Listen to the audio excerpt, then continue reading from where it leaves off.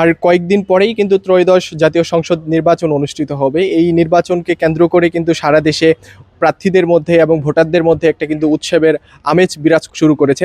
একই চিত্র যদি বলে থাকি তাহলে সেটি কিন্তু নওগাঁ জেলা জুড়েও বিরাজ করছে। আজকে নির্বাচনের যে তফসিল ঘোষণা করা হয়েছিল, সেই নির্বাচনের ঘোষিত তফসিল অনুযায়ী আজকে প্রার্থীদের মাঝে প্রতীক বরাদ্দের দিন ছিল। সেই প্রতীক বরাদ্দের দিনে কিন্তু নওগাঁর যে 6টি সংসদীয় আসন রয়েছে, সেই 6টি সংসদীয় আসন থেকে যারা নির্বাচনে প্রতিদ্বন্দ্বিতা করবেন সেই সমস্ত প্রার্থীরা কিন্তু প্রতীক বরাদ্দ নিয়েছেন এবং জেলা রিটার্নিং কর্মকর্তা কিন্তু তাদের মধ্যে প্রতীক বরাদ্দ দিয়েছেন। আমি যদি আপনাদেরকে একটু জানিয়ে রাখি তাহলে নওগাঁর 11টি উপজেলা নিয়ে কিন্তু নওগাঁর 6টি সংসদীয় আসন গঠিত। এই 6টি সংসদীয় আসন থেকে কিন্তু 41 জন প্রার্থী মনোনয়নপত্র জমা দিয়েছিলেন এবং তাদের মনোনয়নপত্রগুলো কিন্তু যাচাই বাছাই শেষে 36 জন প্রার্থীর মনোনয়নপত্র বৈধ বলে ঘোষণা করা হয়।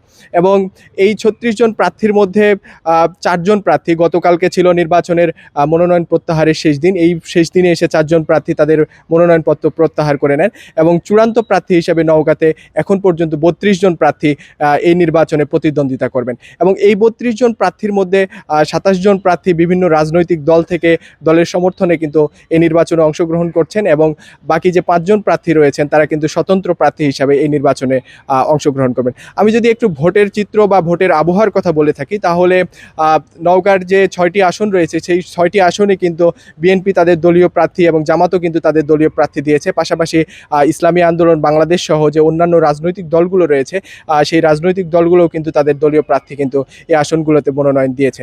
এই আসনগুলোতে বিএনপির যে প্রার্থীরা রয়েছে তাদের জন্য কিন্তু অনেকটাই চ্যালেঞ্জিং রয়েছে। বিশেষ করে নওগাঁর 3টি আসনে কিন্তু বিএনপির যে প্রার্থীরা রয়েছে তাদের সঙ্গে কিন্তু বিএনপির বিদ্রোহী প্রার্থী অর্থাৎ স্বতন্ত্র প্রার্থী হিসেবে কিন্তু 3 জন প্রার্থী এই নির্বাচনে অংশগ্রহণ করছেন।